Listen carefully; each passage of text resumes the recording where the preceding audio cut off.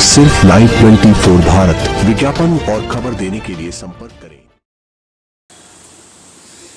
नमस्कार, मैं हूं मालती। आप देख रहे हैं live 24 Bharat. Live 24 Bharat news channel को लाइक करें तथा सब्सक्राइब करें। आइए बात करते हैं आज की मुख्य खबरों पर। शाहजहांपुर ब्लॉक खुटार 28 नवंबर दिन बृहस्पतिवार को doctor Bhimrao Ambedkar park block Khutar ग्राम कढ़ैया तक साइकिल व मोटरसाइकिल पर सवार होकर संविधान जागरूकता रैली निकाली गई और बाबा साहब डॉक्टर भीमराव अंबेडकर अमर रहें, संविधान जिंदाबाद के नारे लगाते हुए ग्राम कढ़ैया डॉक्टर अंबेडकर पार्क में संविधान चर्चा करके रैली का समापन किया गया। अमित कुमार आजाद, रामलाल सिंह, राजेश कुमार, अनिल सागर, दीपक कनौजिया, धीर सिंह, राजीव पेरियार, अवधेश कुमार, रोशन लाल, राम नरेश, अरविंद, राजवीर सिंह आदि लोग साथ में मौजूद रहे। भारतीय बौद्ध महासभा के सभी साथी मौजूद रहे। संवाददाता मालती गौतम की खास रिपोर्ट। मैं अपना 1-2 मिनट का परिचय देना चाहूँगा। मैं बागी बकरा रोड करोड़ से शाहजहांपुर से आया हूँ। मेरे साथ में अमित कुमार आजाद जबलपुर में भीम आर्मी के जिला अध्यक्ष रह चुके हैं, ये भी हमारे साथ में आए हैं। सम्मानित साथियों, जो युवा क्रांतिकारियों की टीम जो खड़ी हुई है, नगर विधानसभा से बसपा के वर्तमान नगर अध्यक्ष अनिल कुमार गौतम जी, वीर गौतम जी, दीपक जी, राजेश जी और जो भारती जी एवं तमाम युवा क्रांतिकारी साथियों का जो योगदान रहा है वो बहुत ही सराहनीय है। और मैं चाहूंगा कि इसी प्रकार से निरंतर काम होता रहे और आने वाले अगले साल में 2025 में इसी तरीका से भव्य रूप से भारतीय संविधान जागरूकता रैली का आयोजन हो। और मैं इन्हीं बातों के साथ एक और जरूरी जानकारी देना चाहता हूँ कि जो संविधान में हम लोगों को मौलिक अधिकार दिया है, जो अनुच्छेद 13 में बाबा साहब ने हम लोगों को जो पूर्व के कानून थे वो खत्म करने का जो आदेश दिया है, अनुच्छेद 13 से अनुच्छेद 35 तक, क्योंकि 14 से अनुच्छेद मौलिक अधिकारों का ग्रहण किया गया। मौलिक अधिकारों से पहले अनुच्छेद 13 में बाबा साहब ने कहा था कि आज से जो पूर्व की प्रथाएं हैं, पूर्व जो कानून है, यानी कि मनुस्मृति के आधार पर जो कानून चल रहा था, आज से वो शून्य घोषित किए जाते हैं।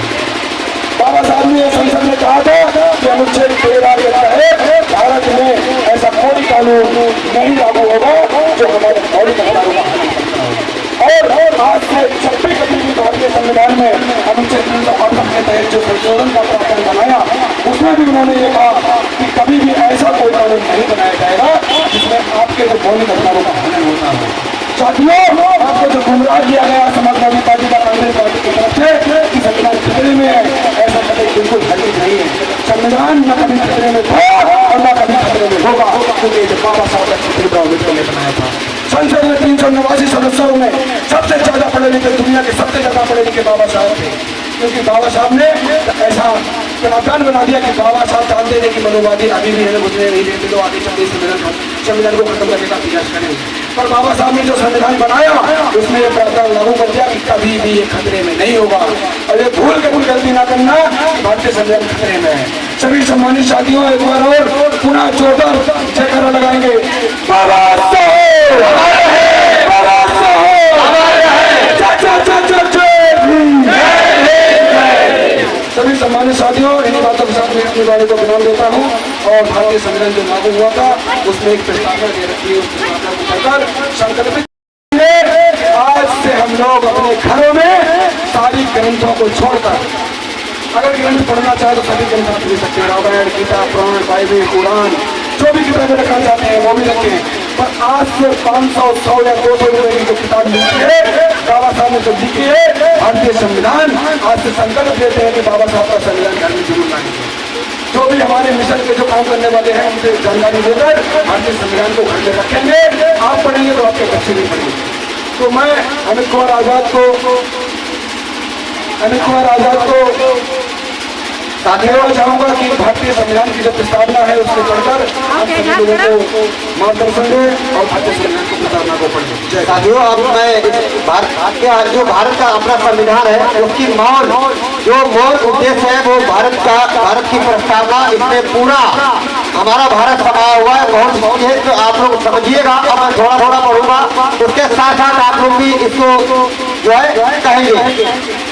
हम भारत के लोग, भारत को एक संपूर्ण प्रभुत्व संपन्न समाजवादी पंथ निरपेक्ष लोकतंत्र गणराज्य बनाने के लिए तथा उसके समस्त नागरिकों को सामाजिक आर्थिक और राजनीतिक न्याय विचार अभिव्यक्ति विश्वास धर्म और उपासना की स्वतंत्रता प्रतिष्ठा और अवसर की क्षमता प्राप्त कराने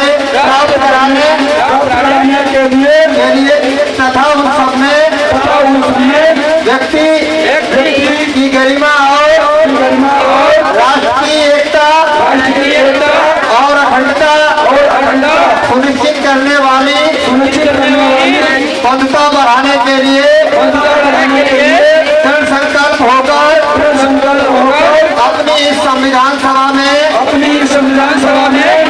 आज तारीख 28 नवंबर 2024 स्मृति